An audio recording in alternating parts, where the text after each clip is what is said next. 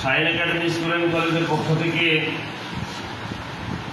স্বাগত জানাচ্ছি নবম শ্রেণী ভোকেশনালের সুপ্রিয় শিক্ষার্থীবৃন্দকে, যারা অনলাইন ক্লাসে তোমরা উপস্থিত হয়েছ।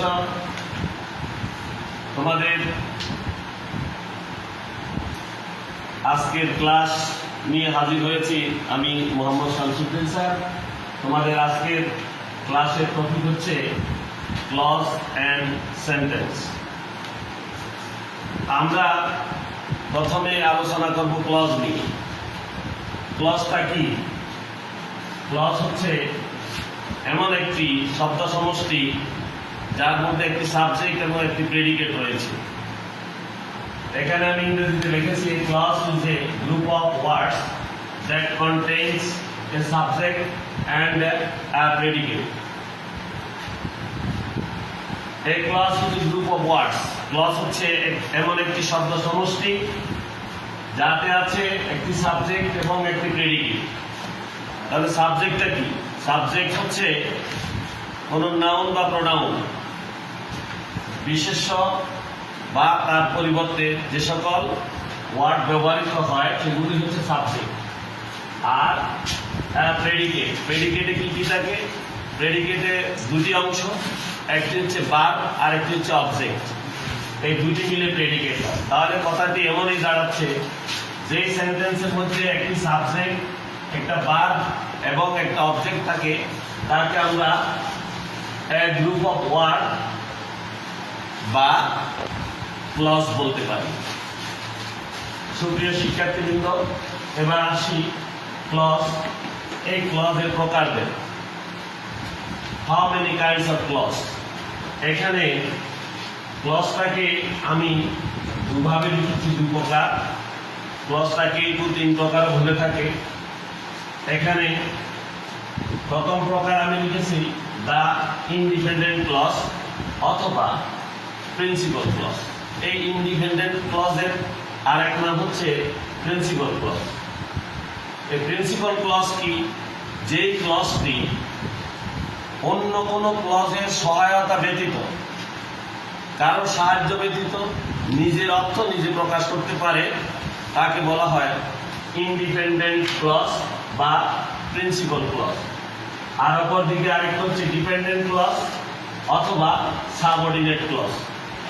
এই ডিপেন্ডেন্ট ক্লজ হচ্ছে এমন একটি ক্লজ যা প্রিন্সিপাল ক্লজের সহায়তা ব্যতীত তার নিজের অর্থ নিজে প্রকাশ করতে পারে না। যেই ক্লজটি নিজের অর্থ নিজে প্রকাশ করতে পারে না প্রিন্সিপাল ক্লজের সহায়তা ব্যতীত, সেই ক্লজটিকে বলা হয় ডিপেন্ডেন্ট ক্লজ অথবা সাবঅর্ডিনেট ক্লজ। সুপ্রিয় শিক্ষার্থীবৃন্দ, এই ইন্ডিপেন্ডেন্ট ক্লজ বা প্রিন্সিপাল ক্লজ এর একটি উদাহরণ আমি নিচে দিয়েছি, তোমরা দেখো। A tornado is a violently revolving storm and it can be terrifying. এখানে a tornado is a violently revolving storm, এখানে এটি একটি প্রিন্সিপাল ক্লজ। এখানে কোনো ক্লজের সহায়তা ব্যতীত পরবর্তীতে যদি এই নিচের ক্লজটি যুক্ত করা হয়েছে এন্ড কনজাংশন দিয়ে, এখানে ইট ক্যান বি টেরিফাইং, এটাও একটি প্রিন্সিপাল ক্লজ। তাহলে এখানে উক্ত সেন্টেন্সে দুইটি আমরা প্রিন্সিপাল ক্লজ দেখেছি। এখানে অন্য কোনো ক্লজের সাহায্য সহযোগিতার প্রয়োজন পড়েনি। সুতরাং এটিকে বলা হবে দ্য ইন্ডিপেন্ডেন্ট ক্লজ অথবা প্রিন্সিপাল ক্লজ। সুপ্রিয় শিক্ষার্থীবৃন্দ, এবার আসি আমরা ডিপেন্ডেন্ট ক্লজের একটি উদাহরণ আমি এখানে লিখেছি। Raju comes to me when he has time. এখানে আমরা দেখতে পাচ্ছি এই প্রথমের সেন্টেন্সটি হচ্ছে প্রিন্সিপাল ক্লজ, যেখানে সাবজেক্ট এবং ভার্ব রয়েছে। পরের সেন্টেন্সটি দেখলাম এই প্রিন্সিপাল ক্লজ ব্যতীত এই সেন্টেন্সটি নিজের অর্থ নিজে প্রকাশ করতে পারছে না। সুতরাং এই সেন্টেন্সটি হচ্ছে এই ক্লজটি হচ্ছে ডিপেন্ডেন্ট ক্লজ বা সাবঅর্ডিনেট ক্লজ, কারণ প্রিন্সিপাল ক্লজ ব্যতীত এই ক্লজটি নিজের অর্থ নিজে প্রকাশ করতে স্বয়ংসম্পূর্ণ নয়। প্রিয় শিক্ষার্থীবৃন্দ, এখানে আমি বলেছি আরেকটি ক্লজ রয়েছে কোঅর্ডিনেট ক্লজ। কোঅর্ডিনেট ক্লজ হচ্ছে এমন একটি ক্লজ যেখানে এমন দুইটি ক্লজের মাঝখানে যে ক্লজটি কোঅর্ডিনেটিং কনজাংশন দ্বারা যুক্ত থাকে তাকে বলা হবে কোঅর্ডিনেটিং ক্লজ, কোঅর্ডিনেট ক্লজ। যেমন হি came and he saw everything. এখানে হি কেমটা একটি প্রিন্সিপাল ক্লজ। আমরা পূর্বেই পড়েছি ক্লজে একটি সাবজেক্ট এবং একটি ভার্ব থাকবে। পরবর্তীতে এখানে আরেকটি ক্লজ দেয়া আছে হি স এভরিথিং, সে সব কিছু দেখেছে। তাহলে এখানে এই দুইটি ক্লজকে, দুইটি প্রিন্সিপাল ক্লজকে মাঝখানে অ্যান্ড কনজাংশনটি দুইটি ক্লজকে যুক্ত করেছে। এই অ্যান্ড দ্বারা যুক্ত এই ক্লজগুলি হচ্ছে কোঅর্ডিনেট ক্লজ। এটাই হচ্ছে কোঅর্ডিনেট ক্লজ।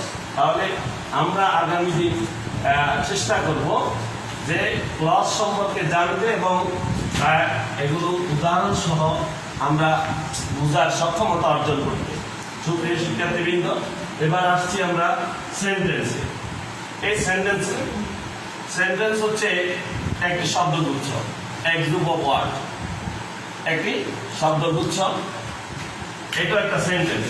তো এই সেন্টেন্সটি আমরা দেখতে পাচ্ছি, এখানে আমি একটি মানচিত্র বা মাইন্ড ম্যাপিং এঁকেছি। উপরের একটি মানচিত্র দিয়ে দেখিয়েছি। এটা বাংলায় বলে মানচিত্র, ইংরেজিতে হচ্ছে মাইন্ড ম্যাপিং।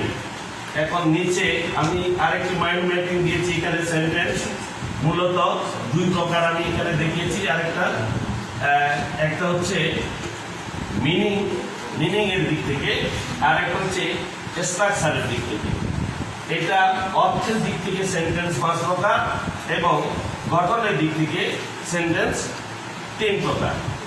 এবং দেখো মিনিং এর দিক থেকে কি কি: অ্যাসারেটিভ, বর্ণনামূলক, ইন্টারগেটিভ, প্রশ্নবোধক, আরেকটি হচ্ছে ইম্পারেটিভ, যেটা দ্বারা আদেশ, নিষেধ, উপদেশ, অনুরোধ ইত্যাদি প্রকাশ পায়, অপটেটিভ, যেটা দ্বারা প্রার্থনা, আশীর্বাদ, দোয়া ইত্যাদি প্রকাশ পায়, আরেকটা হচ্ছে এক্সক্লেমেটরি বা আশ্চর্যবোধক। এই 5টা প্রকার সেন্টেন্স আছে। আবার অ্যাসারেটিভ, ইন্টারগেটিভ এগুলোতে অ্যাফার্মেটিভ এবং নেগেটিভ রয়েছে। আর স্ট্রাকচার এর দিক থেকে সেন্টেন্স 3 প্রকার: সিম্পল, কমপ্লেক্স, কম্পাউন্ড।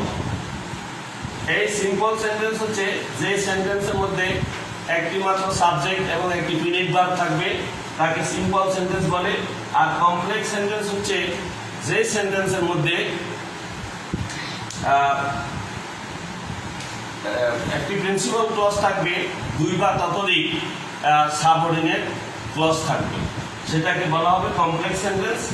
আর আরেকটা হচ্ছে কম্পাউন্ড সেন্টেন্স, যে সেন্টেন্সে 2 বা ততোধিক প্রিন্সিপাল ক্লজ থাকবে এবং একটি কোঅর্ডিনেটিং কনজাংশন দ্বারা যুক্ত থাকবে, তাকে আমরা কম্পাউন্ড সেন্টেন্স বলবো। প্রিয় শিক্ষার্থীবৃন্দ, অ্যাসারেটিভ সেন্টেন্স আসি। এই অ্যাসারেটিভ আমরা কাকে বলবো? বর্ণনামূলক। আমরা সারাদিন অনেক কথা, হ্যাঁ বোধক, না বোধক, অনেক স্বাভাবিক কথা বলে থাকি। স্বাভাবিক আমরা বাক্য ব্যবহার করি। এই সবগুলোকে, বর্ণনামূলক বাক্যগুলোকে আমরা অ্যাসারেটিভ সেন্টেন্স বলবো। এই অ্যাসারেটিভ সেন্টেন্সটা 2 প্রকার: একটা হচ্ছে হ্যাঁ এবং একটা হচ্ছে না। হ্যাঁ হলো অ্যাফার্মেটিভ, না হলো নেগেটিভ। তো এই সেন্টেন্সগুলো অ্যাফার্মেটিভ থেকে নেগেটিভ করতে হয়, নেগেটিভ থেকে অ্যাফার্মেটিভ করতে হয়। এরপরে আছে ইন্টারগেটিভ। ইন্টারগেটিভও অ্যাফার্মেটিভ এবং নেগেটিভ রয়েছে। এরপরে ইম্পারেটিভ সেন্টেন্স, যেটা দ্বারা কাউকে কোনো কাজের আদেশ দেওয়া, উপদেশ দেওয়া, অনুরোধ করা, এইগুলো। এরপরে অপটেটিভ, কারোর জন্য দোয়া করা, প্রার্থনা করা, আশীর্বাদ করা ইত্যাদি। আর এক্সক্লেমেটরি হচ্ছে আশ্চর্যবোধক, যেমন hurrah we have won the game, আমরা খেলায় জিতেছি। আলা এলাস আই এম আন্ডান, খায় আমার সর্বনাশ হয়েছে। তো তো আসলে সময় সংক্ষিপ্ততার কারণে আর দীর্ঘায়িত করছি না। পরবর্তী ক্লাসে আমরা এই নিয়ে আবার বিস্তারিত আলোচনা করব। এখন তোমরা আগামী দিন এই যে আমি ক্লজ এবং সেন্টেন্সের এই যে স্ট্রাকচারটা দিয়েছি, এটা সম্পূর্ণ এগুলো সংজ্ঞা এবং উদাহরণ শিখবে এবং বুঝে পড়ার চেষ্টা করবে। উদাহরণ সহ তোমরা ভালোভাবে শেখার চেষ্টা করবে। আল্লাহ তোমাদেরকে সুস্থ রাখো, তোমাদের সুন্দর আগামী প্রত্যাশা করে আজকের মতো এখানে বিদায় নিচ্ছি। আসসালামু আলাইকুম ওয়া রাহমাতুল্লাহি ওয়া বারাকাতুহু।